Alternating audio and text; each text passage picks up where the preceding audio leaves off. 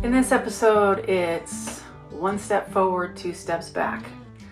Some complications arise as I begin to strip and sand parts from Heron, the 1956 wooden boat I'm restoring. So please weigh in the comments on any ideas you might have for me. Subscribe, like, even consider becoming a Patreon member. Thanks.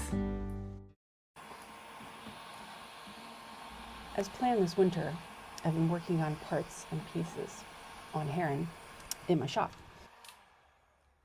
Silicone, no place on a boat, especially near varnish. Silicone will ruin varnish, and there are things that stick far better than silicone. Hey, you like the water?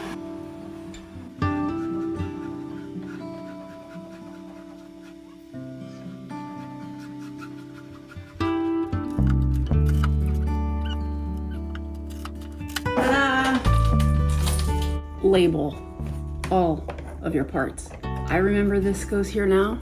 It is much easier to take apart than put back together. I will very likely not remember when I put it back together where it went. So I tend to over-label. People make fun of me, and I don't care, because I know how to put things back together. I even keep the screws because, well, they get lost easily.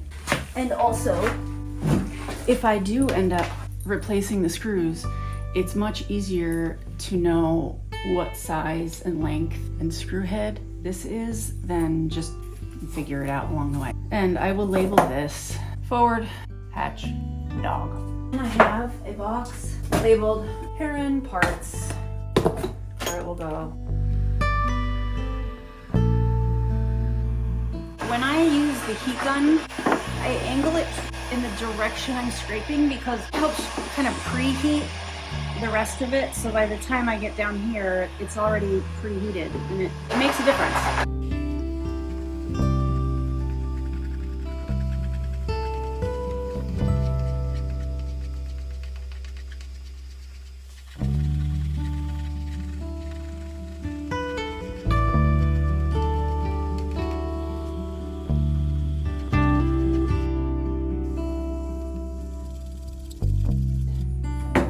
Halfway done.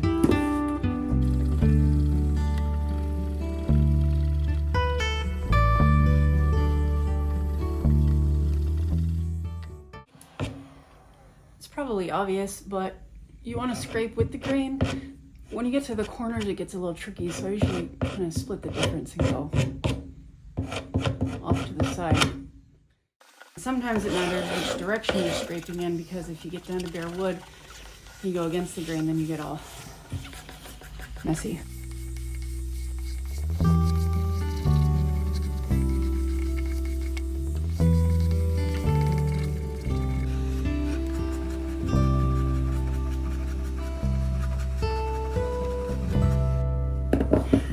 Now to understand it. Definitely don't want to skip sandpaper grits when you're sanding. It does make a difference, you can tell at the end. So I'm starting with 100 and then I'll gradually move up to 220. It's all in the prep.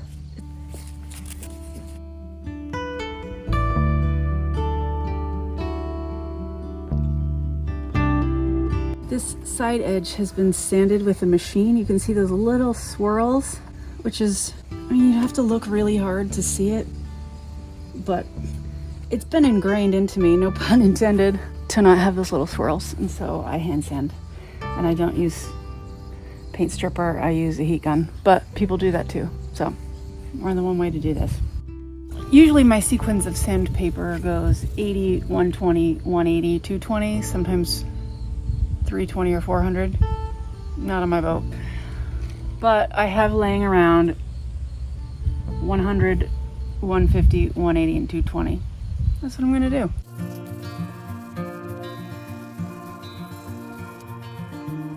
Hey, good boy. Time for 180.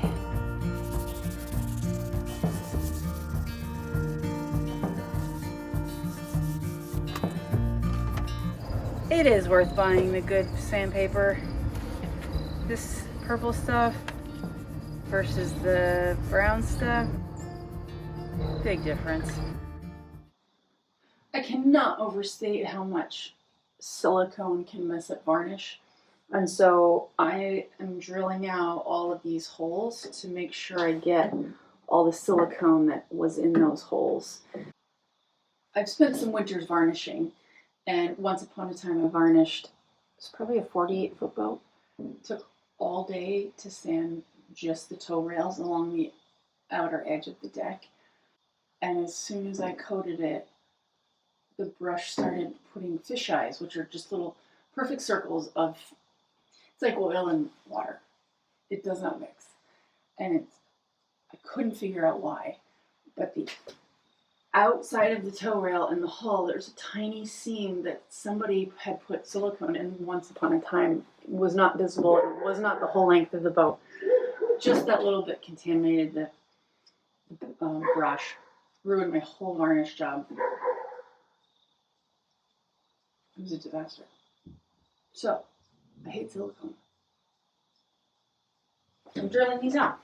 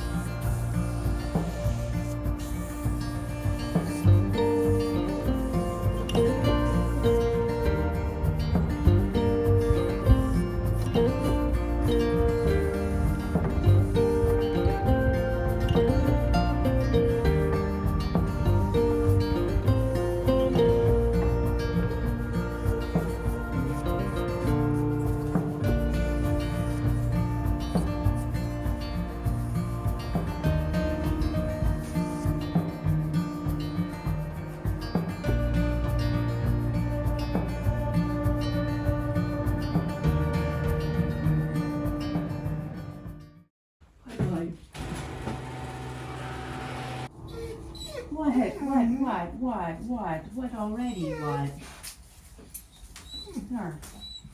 I'm realizing there's a tremendous amount of airflow from the shop into the basement and through the house, which is going to be a problem.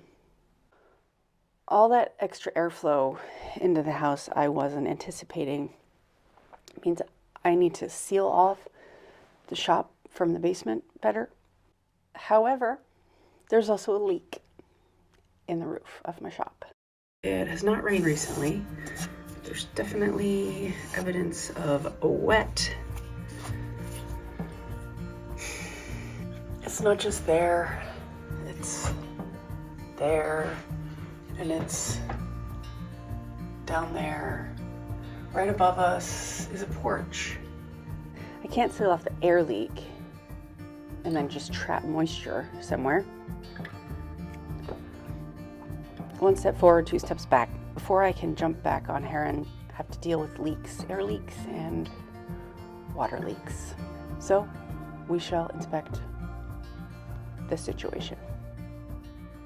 That is the joint, and let's see, I don't know what we're gonna find in there, but I know there's a leak, so I'm not hopeful.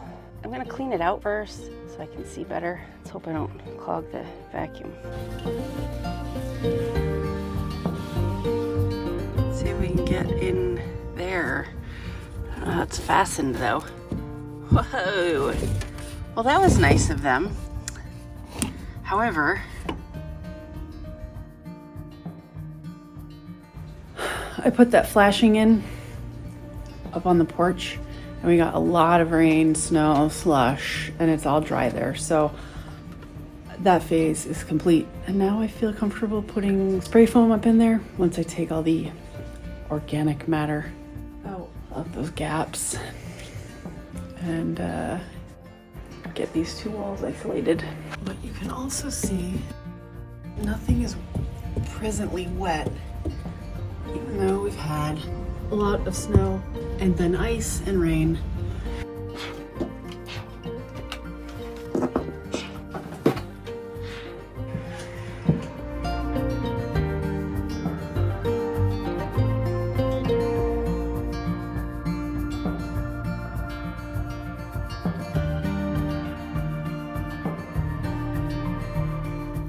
I've sealed some of the gaps with spray foam. I have more gaps to seal with caulking. It definitely smells in here from the varnish, but let's see if it traveled.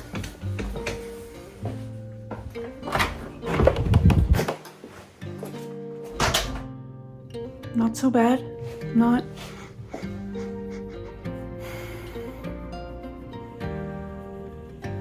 I can't go from a strong smelling to a less strong smelling. I think I'll notice it. I'll be back. Okay, I'm about to go back in there. See how it smells. I sense some smell already. Oh no. Oh, it's terrible. Shoot. Yeah, it's just as bad in that middle room as it is in the shop.